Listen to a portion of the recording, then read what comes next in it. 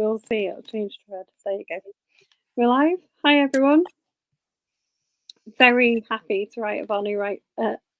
Welcome Ivanu Writes as LK Pang. Do you want to start us off with an intro to you and your books? Hi, great to be here. Thanks for having me. I'm LK Pang, but I write as LK Pang, but you can just call me Yvonne today.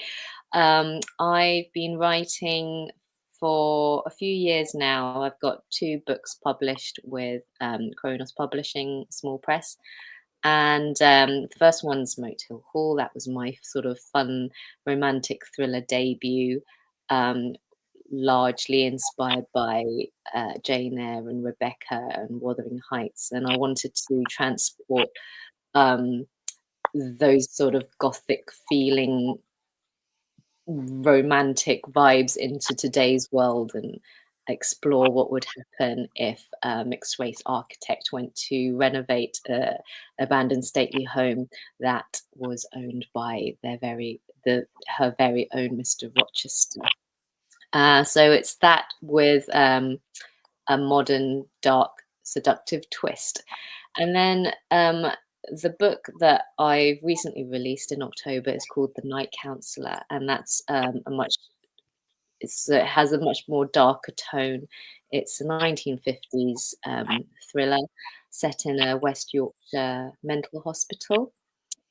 And there's a female counsellor called Jane Dalloway who is there to help one woman who was found mute, naked and covered in blood. And as she uncovers her history, she also discovers that the woman is not completely mute. She can speak during the night in her dreams. I don't want to reveal too much for those who haven't read it yet. No, we don't want to give spoilers away, but it is absolutely superb. Oh, thank you. It's honestly, we make a sort of a top 10 reads of the year list at the end of every year as the admins who kind of do the author chats in the group. And I've been trying to keep a note this year of like things I've read that could be in it. And yours is at the back of my book in my little list of potential top 10 reads of the year because it was so good. Thank you. It's early days though, isn't it? It's only January. I think I'll probably go further and further down. You'd be surprised. One of the ones. Have you ever read Kate Foster? She writes historical crime, and her book The Maiden was my top read of the year it came out, and I read that in January. Oh, okay. I'll have to have a look at that. It sounds interesting. So sometimes once I'm set on things, they stay even when they're like a January read. Right. That'll be good to know.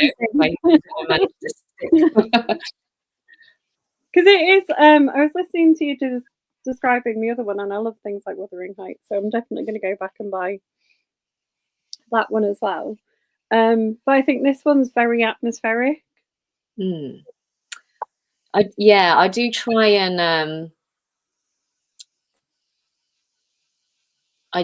and create an atmosphere, especially with the buildings. So both the books are quite similar in that vein, because I like to, breathe life into the building, and it's almost like a character itself. So, and I am trained as an architect, and I think that probably feeds in a way, because I can just really visualize it, and if I can visualize it, then I can explain what it feels like inside as well. So in this one, because they talk about being in Bramley, quite often, where is the hospital set? Is it based on a real one? Because there were some quite creepy. Yes. So, well, when I first started writing it, I wasn't really sure, to be honest, where where exactly this hospital was going to be situated and what kind of hospital it was. And there was a chance that it could have been a dystopian fiction as well. But once I'd sort of started drafting, I realized I really do need to, do some proper research. And I looked at mental hospitals around where I'm located, and Hyroids in Menston really, came up top of the list. And it's not there anymore. The building's there, but it's been converted into apartments. But I still went and had a look around, and it still maintains that very sort of eerie vibe, and that, the clock tower in the middle is really, really imposing still. And um, and the areas around that was also, so when I describe this, I don't want to give too much away, but a lot of the descriptions, especially outside of the building, is what I saw and what I felt when I went to visit. Yeah. I think those kind of buildings, you're probably gonna have a very different opinion as an architect, but I think those kind of buildings, even when they're turned into flats, retain that kind of quite sinister atmosphere. I've not been to that one, but I have been to another like mental Mm. hospital. That's probably not the right word for it anymore, but that have been turned into flats, and you kind of still felt like it could be. Yeah, I definitely agree. And again, it's almost like it's the building itself and the land around it has a memory of, everything that has gone on in the past. And it has the one that I went to, is a Victorian building, so it has even before the 50s there was a um long dark past, yeah, to it. So it was really interesting to delve into the archives and, really do some reading about it. And that definitely helped me with my writing and the plot. I think it's a hallmark of quite gothic fiction as well, isn't it? That kind of sinister effect of like the land or the sort of Yeah, around it. yeah, exactly. Yeah, Like you yeah. can't have good gothic fiction, can you, without like a creepy building or a No, isolated exactly. more So say that again, sorry. or like an isolated moor or something like that. There's got to be something. Mm. Yeah, and I am really drawn to moorland and, yeah, any isolated building. I love stately homes, um, but especially the ones that are a bit ruined and dilapidated and still have, really old wooden paneling. Yeah, I don't know what it is. I just like dark things. What drew you from architecture into Oh, writing? sorry, say that again? What drew you from being trained in architecture to writing? Hmm.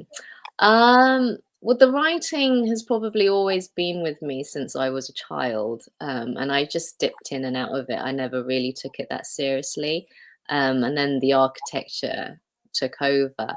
But once I became a mother, I think gradually um, the my interest and passion to, really drive myself in the architectural profession really sort of started to drop. And I wanted to spend more time with my family and be there for the kids. But during those times, when they weren't around, that was my time to sort of be a bit more creative. And um, I don't know why I decided just to start writing again, but um, it was kind of like a New Year's resolution, and I just thought, okay, this year I'm gonna I'm gonna do it. And then once I set my mind to it, I just really made myself, write at least 2,000 words a day just to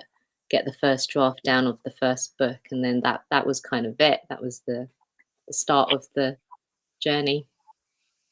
What's the reception been like to the books? Because obviously we met at Waterstones. Yes. Yeah. Well, they're both very, very different books, and I've had very different experiences with the books too, because the first one, honestly, I never thought I'd sort of be in the position where I'd be standing there trying to, market a published book. So that was, yeah, that was an incredible experience. And I did with the first one. I did draw on all the sort of the typical kind of Jane Eyre trope where the female protagonist is kind of unsure of herself at first, and the male main character is very sort of enigmatic and standoffish, and there is an attraction there. So I think some people, wasn't keen on it being too cliche. But it was sort of done on purpose. I wanted to draw on those cliches and, make it fun, but also dark at the same time. So I probably had mixed reactions with that one. But I think people just need to be a bit more lighthearted about it when they read it. And then the second one, I think I took a much more mature approach to my writing, in terms of originality as well. So I'm kind of, in terms of merit, I'm much more proud of the second one. Yeah. But without the first one, the second one wouldn't have happened. So And are there going to be more? yeah, I've started the third one. Again, that one's going to be very different, but still gothicy, and I want to set it back further in time, and I'm looking at kind of just before the start of World War II. Because with this one, I know the story is kind of very encapsulated and finishes, but the people like Jane and there's like a policeman involved and things like that are brilliant. And I wondered if you'd be tempted to return to them and tell another story with them. Maybe Jane's working somewhere else and does. Hmm. Yeah, a few people have asked me that. I think because I really focus on character development in my stories, and I want the people I'm writing about to, stay with the reader. I think people want to know more naturally after they finish the book. But at the moment, I don't have plans to write a sequel or a prequel. I really admire people who do write a series, but I feel like I'm not there yet. I'm gonna focus on standalone novels, but there is potential. You never say never. Because I feel like they could have more adventures. Yeah, yeah.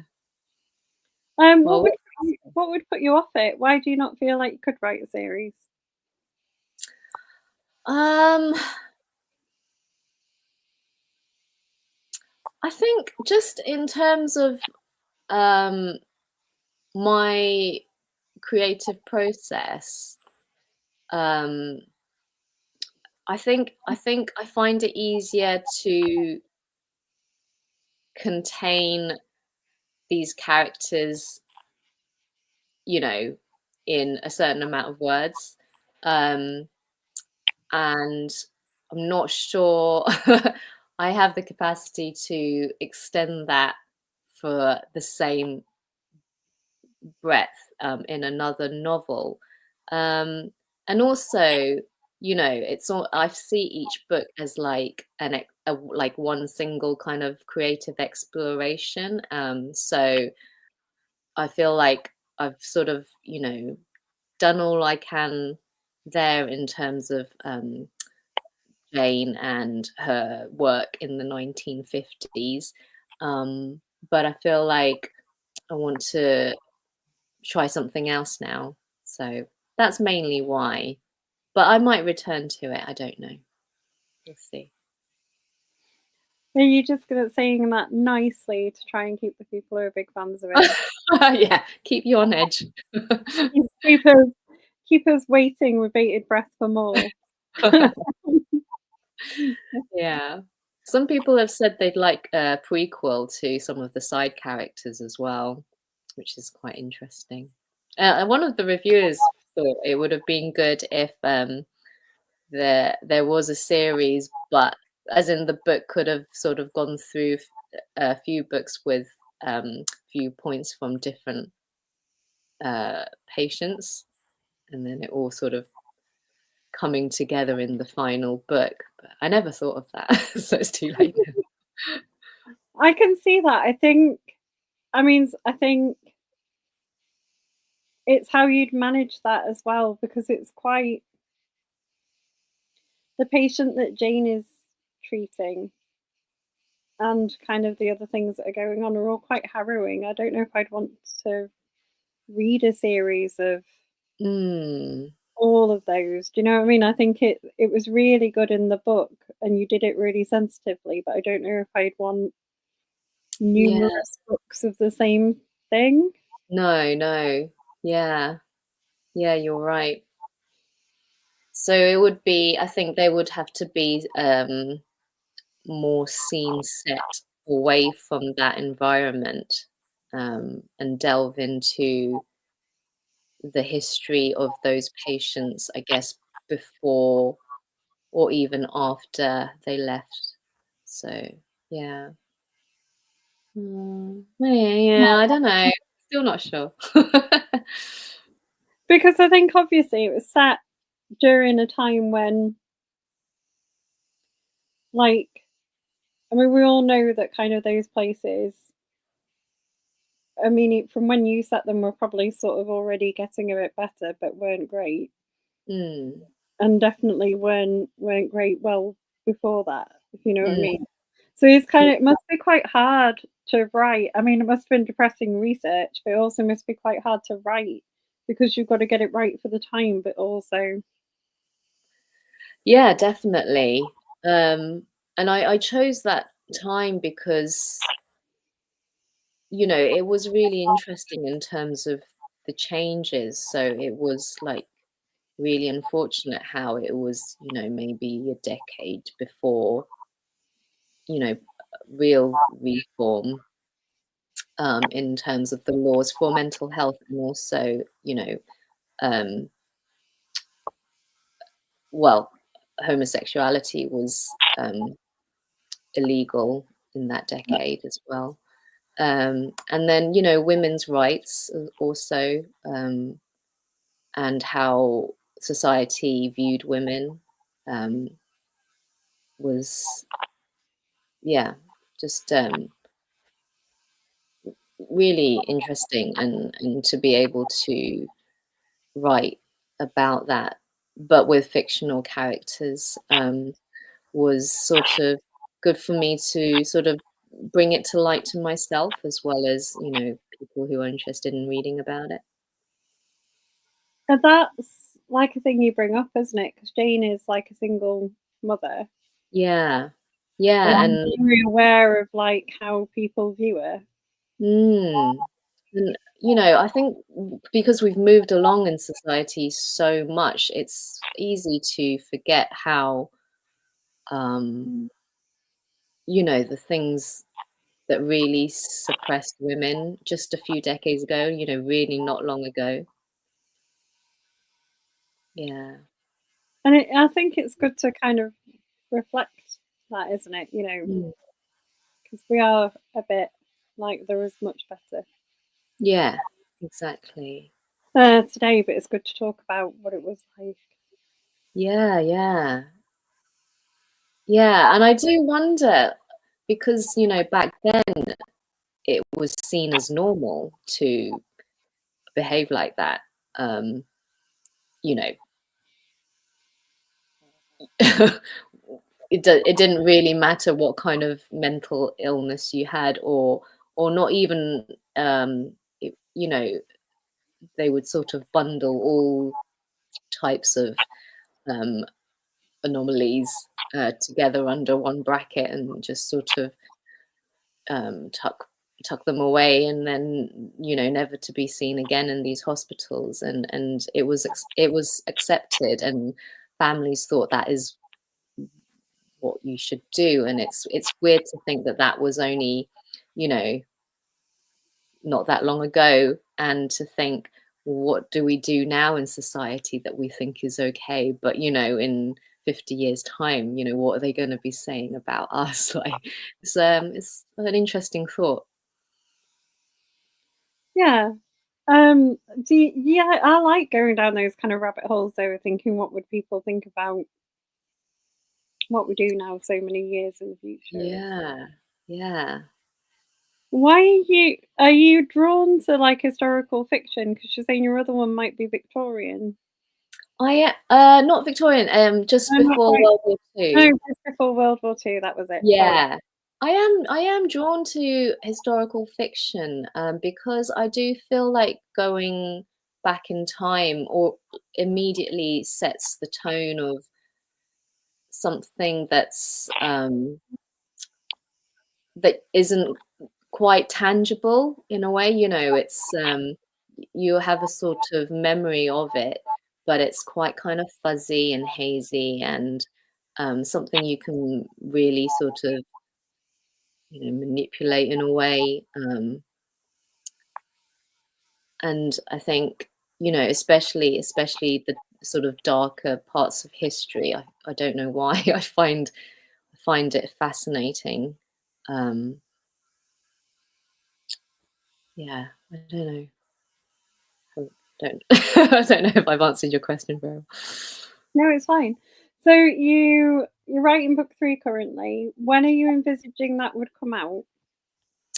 Oh, I don't know. It usually takes me around half a year to get a good draft, and then I spend about a year um, to go over it and over it and over it and over it again. And I get, you know, sets of eyes on it, um, to get opinions. And I just, yeah, I want it to be the best that I can get it to be. So it might be, hopefully, beginning of next year. It will be. Yeah, I don't know Oh, yet. okay. It's very early stages. Are you someone who has multiple ideas at one go? Do you I Yeah, yeah, but I can't. I have these ideas, but I can't write. I have to focus on one book at a time. Otherwise, I don't feel like I'm fully committing otherwise. And I think to write one book, I really, really have to get into these characters' minds. It's like they are real to me, and their actions, their motives, and their emotions have to come from a really real place. So um, I kind of live with these characters in my mind for at least a year. Sounds a bit crazy. fair enough. Mm.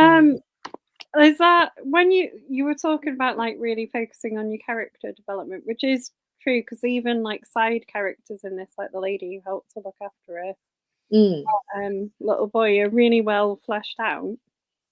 Um, what comes first to you? Do you get characters or plot first? For me, definitely characters. Um, Characters and setting come first, and then the plot. And I do spend a bit of time outlining, but it's not. It's a very sort of flexible kind of bubble shape. Um, and once I start sort of getting to know the characters, then the outline kind of morphs. But the skeleton, I guess, more or less stays the same throughout. But I mean, I say this now. I don't. I don't know if that's going to happen because I never really know how it properly ends until it ends. So yeah, it's all a bit fuzzy. That's kind of intriguing because it feels like this one ends up really neatly wrapped up. Mm. Like, Yeah, you know what's happened, you know why it's happened, you know what yeah. happened to everybody without giving away any spoilers. But Mm. if you didn't know how that ended, like No, how no. did you manage to lay all that groundwork to get there? Because it Oh, feels like no. It really can get well quite out. confusing. With a few spreadsheets and a really good piece of writing software, it can really help to shape it into something polished. But the first draft is literally, I guess, the characters driving the way. You know, really guiding me because I can't. If it does sound strange, but you know, because it is character driven and um that all the I'm try and make sure all the characters are very, very different and unique and have their own sort of wants and needs. Um, I can't make them sort of follow a path that I don't think their character would naturally do. It doesn't feel right, and it I think it would just be too forced. So it's got to I think whatever happens, it's got to be true to the character, and then and then I'd be happy with the ending. Um, but then after the first draft's done, it's sort of okay, this is the general plot. Then then that's how I sort of try and chip into it and really sculpt it and then polish it and make sure all the plot holes are filled um and some bits, you know, maybe drag on a bit or aren't really key to moving the plot forward, then you'd have to just, you know, delete chunks of it and then replace it with things that are more key to the plot. But generally, I think it's almost like my first draft is the outline process, I think. So I just have a really, really big outline, and then I work with it. Does that make any I'm just like dribbling on. No, we love it when people do that. I've been so happy asking you questions. I haven't even told you that anyone said hello. Oh, hello. So, the other thing I meant to ask you about it, and we talked about location, and I forgot to ask you this when we did, is that you were very clear about some of the locations, you know, like where they were living and things like that. But then I Yeah. felt like other parts were kind of made up. Was that a deliberate? Like, I don't Yeah. think the village where they're living is actually No, not a it's a real fictional place. village. Yeah, so some bits are real, such as, you know, I mentioned family and Otley. Um, then that's to sort of ground the fiction somewhere so people immediately kind of can visualize, you know, where it is and what it could have been like. But then other fictional names come in because you know, I don't want people to sort of think, oh, it's set in that hospital back then and then kind of pull it all apart because these things didn't really happen, you know. Um, so in that, and also there are fictional settings that I just wanted to create because that's the vision I have inside my mind when I'm writing it. And if I can't or haven't found a real life source that suits that, then you know, that's fine because oh, I can make it up. No, I mean, it's absolutely fine. It makes sense. And I think you got the best of both worlds because sometimes if people entirely kind of fictionalize a location, you then can't go to like the local bookshop and be like, oh, look, my book's set locally or things like that. Can you, you don't have like a place where it's set and that can not help.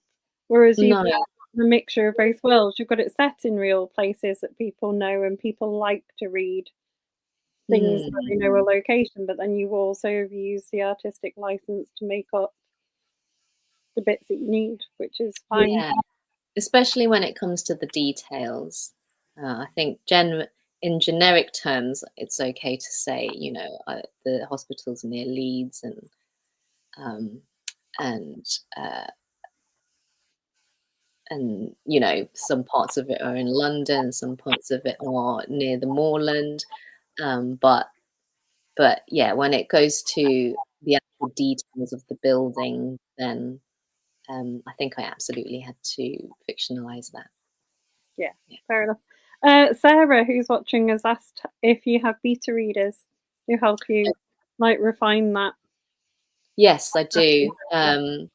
Yeah, I definitely do. So they're people I trust and they're friends, but not too close of friends that, you know, I need friends with harsh opinions. And they have to be brutal, but most of all honest.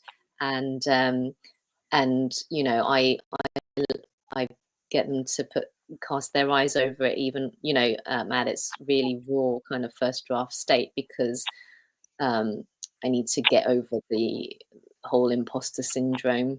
Um, and then that once they've given me their opinions, and usually they are really good. You know, they can spot things that I can't see because I'm just so close to it. Um, then that just really helps bring the story to life. Yeah. It's a tricky thing, isn't it? I would Mm. imagine knowing who to choose to be a beta reader. I've like I've done it for people, but I think it's very hard because it's very hard to go back. And given it, I know like people want you to be honest, but sometimes you're like reading it going, like how it. Yeah, it's quite a tricky. You have to have a really good relationship with the person that you do it with. I think. Yeah, you do. I think that you have to respect, um, well, you have to be in a place where you respect their opinions. And I deliberately went for people. I choose sort of different beta readers for the the two different books, purely because of what they usually read and also their kind of background. So, especially with this one, I chose beta readers who are trained in the medical profession, but also like to read fiction. And also, people who sort of are more, uh, uh, not, not old, but more familiar with that kind of decade or close to it. So they could really pull me, call out whatever wasn't or didn't exist in that kind of period.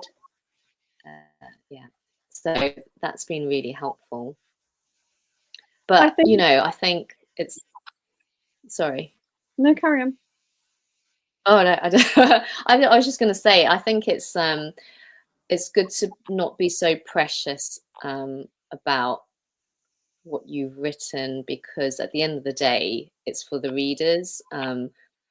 But then, also you have the light or you because only you as the author know which direction you really want to take the book in. So there are times when beta readers have sort of given me suggestions, and I thought, I respected their opinions, but on reflection, I knew that that wasn't right for what I wanted to do. So I also ignored some suggestions. The question I'm going to ask next is going to help out one of the people who's watching, Patsy, is saying, she said if she's late, but she wanted to know what period we were talking about.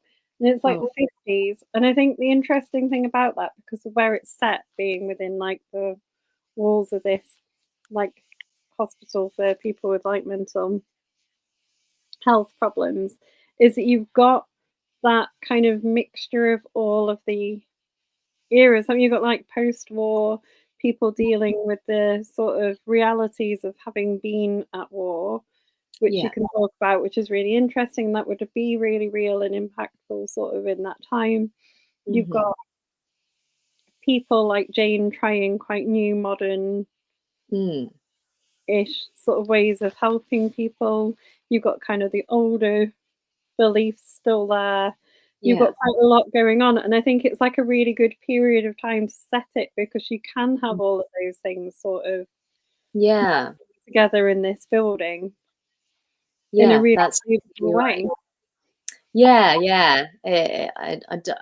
I don't really know how I sort of fell upon the 50s, but like you say, it all sort of all these different changes happening all collided really, during that decade, and women who were used to working in the war then had to, return to being good, lovely housewives. And if you ever see like the adverts and sort of old videos of how women should behave as wives, in the bedroom and in the kitchen, and it's really kind of fascinating and strange, and I guess something that just really drew me in about that. And also I kind of really wanted to pull up the nostalgia of the Queen's coronation as well. Yeah, because you have like a whole Coronation Day kind of party thing going on. Well, this isn't giving away a spoiler, is it? Because it happened. No. It's like, we're not giving away any real story. No, exactly. It was just another thing to sort of ground the setting. Yeah. I kind of liked how I was trying to guess, because there are like other patients mentioned, isn't there? And there are other people mentioned who kind of went to the hospital. And I kind of like trying to guess if we'd met other patients, like at points, when there's like communal things happening. I was like, oh, I wonder if that was this person or. Oh, really? As we're going on. Sure. I'll leave that to the reader to decide. I don't know. It felt like, I don't. That's going. No, I can't go into that bit. Sorry. I'm trying not to go because I think the bit I was thinking about is too far in, and I don't want to give away anything. I think I know what you're talking about. There are like other patients in it who are brilliant and do kind of help the story move on, aren't there? Like there's other patients around patient A, kind of next door rooms and things like that who do help.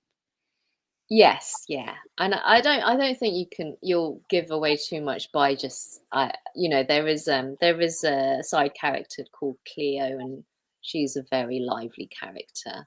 And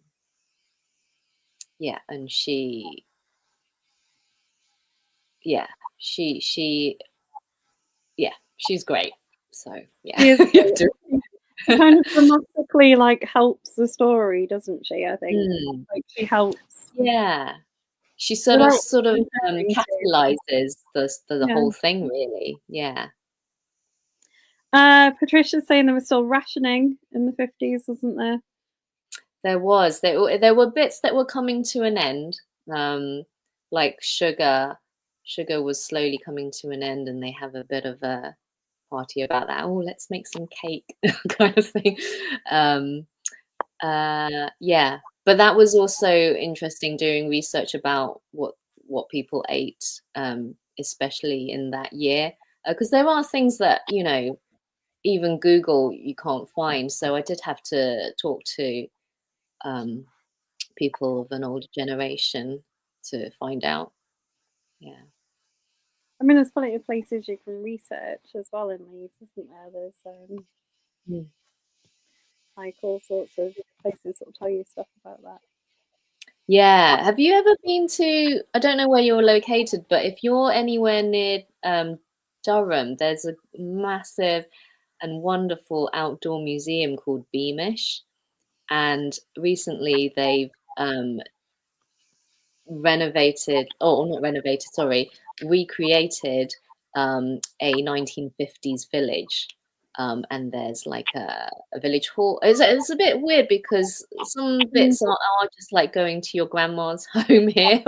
So there's like, you know, terrace housing, semi-detached housing with all the sort of the furniture, the melamine furniture, and the old sort of doilies and rugs. And then there's like old police station housing and miners housing. And then there are people that work there, dressed up in 1950. Oh, there's a hair salon as well. You can get your hair done in 1950s style, and a chip shop and a bistro. So it's like it's a great way to really immerse yourself back into history. So I went there a couple of times as well. I have never been to Beamish, but I have been to the Black Country Museum, which is very similar, I think, but a bit smaller. Oh, where's that? In the Midlands. Okay, I'll have to. Of course, Black Country. I'll have to look. I'll have to have a I look. went to school in the Midlands, so it's kind of like going to Beamish if you live Yeah. up here, I would imagine. Right. It's the same kind of thing. So I know the principle of it, but I haven't actually ever been to Beamish. It's great. There's lots of different decades, and there's a tram that runs through it too. So yeah. There is like the M&S archives in Leeds, which is good though, because they keep all sort of packaging and things all the way back through their history. And you can go and like use their archives and like research things and stuff. Yeah. They're always worth a visit. That's good to know as well. Yeah. It's open to the public, which is good. To see what there is then. Yeah. Yeah, they're very friendly. I highly recommend them. They're quite good. They're near the university. Okay. Thank you. It's all right. Learning something. The things you just randomly learn. Like, Patricia says Beamish is on her bucket list to visit. Yeah, definitely go. And then if you get a ticket, it's also you can go all year round too. So I'm like promoting major promo session. Major promo for it.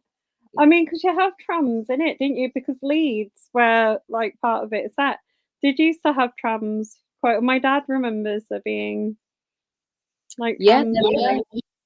Yeah, it's incredible, really. It was this whole network that just disappeared and was replaced by buses. I'm not entirely sure why they needed to go.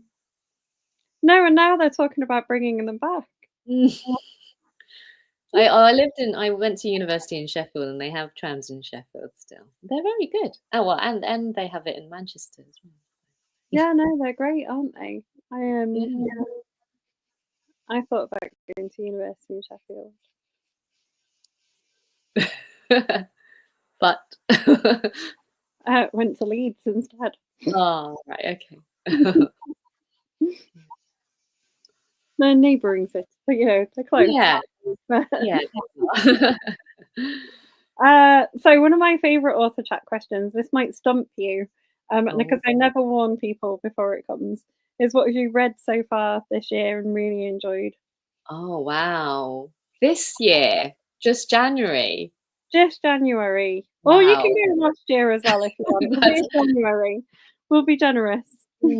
Okay. I mean, that's hard because I'm terrible. I'm really slow, but also I tend to read about 20 books at the same time.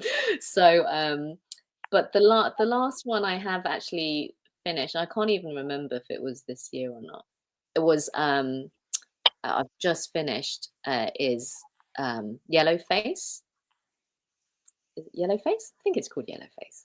Yeah. Yeah. Have you read that? I haven't, but it's meant to be very good. It's really interesting. It's sort of like a thrillery. Well, it's got an edge of a thriller, but it's really, I think it's really well written, and also it's kind of interesting and eye-opening insight into the publishing world. And there's lots of other issues as well, cultural appropriation and that kind of thing. But yeah, I found that quite an interesting read. Um, and the book before that, I think, what have I read? Oh, I read The Toll House recently. That's kind of a horror, ghosty story. That's a page turner. And the one that really sticks to mind at the end of last year, I think, was I'm late to the party on this one, is The Birdcage, which was adapted into a film with Sandra Bullock, but I was too afraid to watch that, and I read the book instead, which is also like that's a very, very, very like really good page turner as well. Yeah. So the one Not where sure. she Sorry? Is that the one by Josh Ballerman? Yeah. Yeah. Bird Box. Yes. Did I say Birdcage? Sorry, I didn't mean that. Bird Box. Bird Box. Yeah, it's a really good book. Yeah, definitely. Really well written as well. Yeah. I think it's potentially one of those where the book is better than the film. Oh, really? Well, this is funny, isn't it? You don't often hear people who say the film was better than the book. Not much, not often. The guy who wrote Fight Club. He likes the movie better than his book. Oh, right. All right. I've got that on my shelf. I've not read it yet. So the movie's better. He's on record of saying he slightly prefers the movie. Well, like they did things in the movie better than he wrote them. Oh, that's interesting. In the book. But he's the only person I know of that. It's hard, isn't it? Because you spend hours reading a book and really getting into this world the author's created, but with a film, you've only got an hour to 2 hours, and to really condense it and get not just the skeleton of the book, but try and pull out all the emotions from it. I think is a real, I don't know how people do it. I guess it depends also on how visual you are as a reader, because if you picture everything, like I don't picture things in my head when I read, don't see things like that. So that doesn't bother me as much when I go and watch a movie of a book. But I think if you were very visual and you had all the images in your head, going to see it if they don't match must be quite. Yeah. Yeah, definitely. That reminds me, because when I think when I saw and read Lord of the Rings, I thought, God, that he has completely nailed that. Just unbelievable how he managed to create what was in my head and probably millions of other people's minds. Yeah, I don't get on with Lord of the Rings. No, not fantasy. Well, I love fantasy, not Lord of the Rings. Oh, okay. Sam's favourite question, who's one of our other author chat admin, is if your book, someone came along and from Netflix and had read this and loved it, and made it into an adaptation, what character would you want to play? Me? Yeah. Oh, would I play Cleo? Maybe. I'd have to just be a side character. I don't think I could own one of what any of these. I don't think I could do any of them proper justice. You wouldn't fancy being like the grumpy nurse or anything? No, I don't think I could emulate that. It's just not in me. Yeah, no, I don't know. I think if I had to really choose, I'd be Cleo. Yeah. I mean, it's a good choice. I think it should be quite hard to play. Yeah. Yeah, but kind of, you know, kind of fun, and she like, can just retreat into her own mind a lot rather than really engage with anybody. Yeah. Good answer. It's one of our favourite author chat questions. We're like, and you're new, so we can ask you all of the old author chat questions. Because Yeah. sometimes when people come back, it's like, well, we can't ask you that one. Oh, right, okay. Bring it on. You can have the new, you can have the old, our old favourite ones. One of our other all-time favourite questions to ask is, have you ever acted out a scene before you've written it? Have I ever acted it out before I've written it? Yeah, to help you with the writing process. Have you ever acted out anything? No, I don't really even know what that means. I think We're it very would be. non-judgmental here. We've had quite a range of answers. I think it would be. I mean, I kind of like. I feel like I immerse myself quite a lot with these characters and the writing, but actually acting what they do out is like on another level. Why have people said that they've acted scenes out? Oh yeah, Oh, we've had right. people who've acted out. It's a crime group as well. Yeah, an author who's passed away now, sadly. He wrote a fight scene on Whitby Harbour and acted it out with someone to see how it would work. I've had people who tried tying people up to see if they could escape a certain thing. Oh, Who've locked right. themselves in like the boot of a car to see what it was like. Wow. They're not even the wildest stories. We've got a crazy bunch of people in this group. God, that's It's one of the amazing. reasons we like the question so much. Right. Oh, I'm sorry. My answer's incredibly boring then. No, I've never. No, we get a lot of people who are like kind of just like they visualize it or they might speak it out loud. That's the most Right. common answer, so don't worry. Hmm. There's just a clear Yeah. niche group of like crime authors that like to try. Yeah. I have to say, I think it is a straight. It's a straight no, I'm afraid. No, it's all in my head. I kind of act it out in my head, but not physically. I'm Have you too. got many author events like planned or coming up or?